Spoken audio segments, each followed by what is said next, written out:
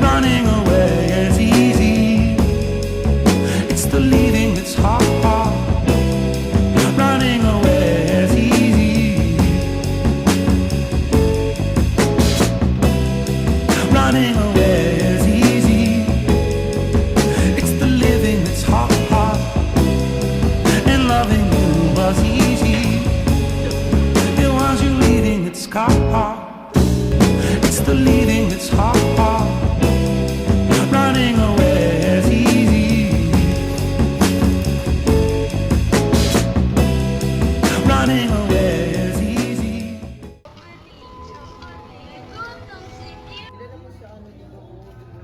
Uy, wait lang. May nagsend sa akin ng link. 10k Robux free daw. Legit ba?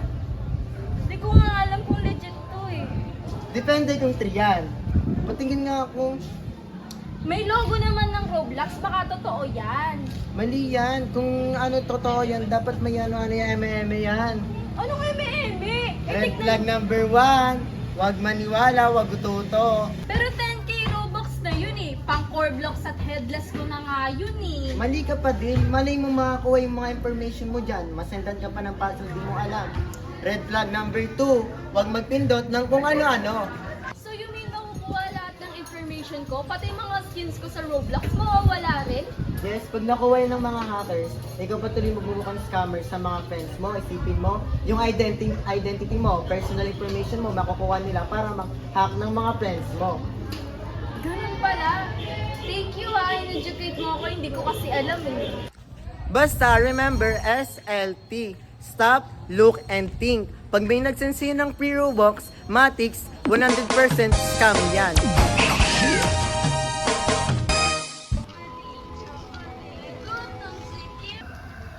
Wait, di ba mag-Roblox tayo mamaya? Anong oras?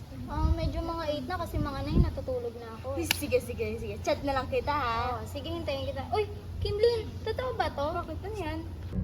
Roblox Kids and Roblox Select just launched in 4 new countries, Australia, New Zealand, Indonesia, and the Netherlands now have access to both account types, meaning children in those countries are automatically placed into an age-appropriate experience from the moment they create an account. This is part of Roblox's ongoing push to expand its safer account system globally after the platform has faced serious legal pressure over child safety in the United States. Hindi kaya totoo yun? Hindi ko alam eh kasi kaling TikTok po, hindi totoo. Gusto mo search natin para... Pero paano ba? Without na.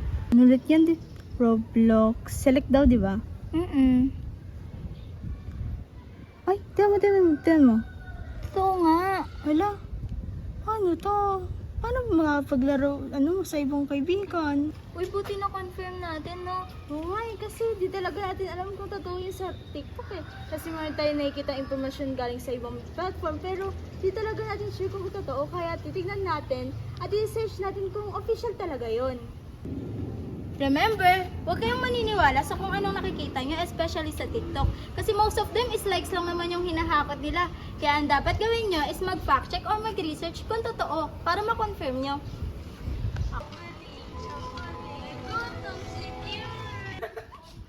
Kaya po tayo nakakapagod. Uy, may assignment pa tayo? Hindi ko alam eh, pero napasa mo na ba yung file sa Google Drive? Hindi pa nga eh, pero hindi ko kasi siya alam paano gawin eh. Ganun ba? Ganun din ako dati, pero ang ginawa ko, pumunta ko ng Google Drive, pagkatapos dun ko sinambit yung file ko, then pinasok ko yung link dyan sa Messenger. Ha? Paano yun? Ganito lang yun.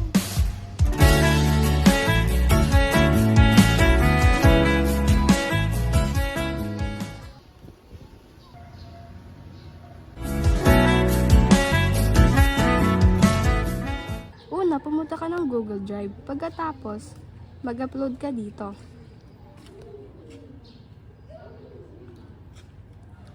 Pagkatapos mo mag-upload, pag na-upload na, may kita mo yung 3 dots dito. Pinutin mo lang to. May kita mo yung manage access. Pinutin mo lang din ito. May kita mo na dito yung anyone with the link. Pindutin mo lang to. Pagkatapos mo pindutin ito, i-copy mo na yung link, isend mo na,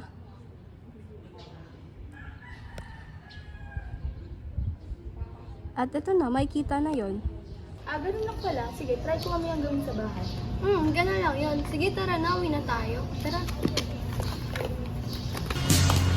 Ano ba talaga tayo? Mag-date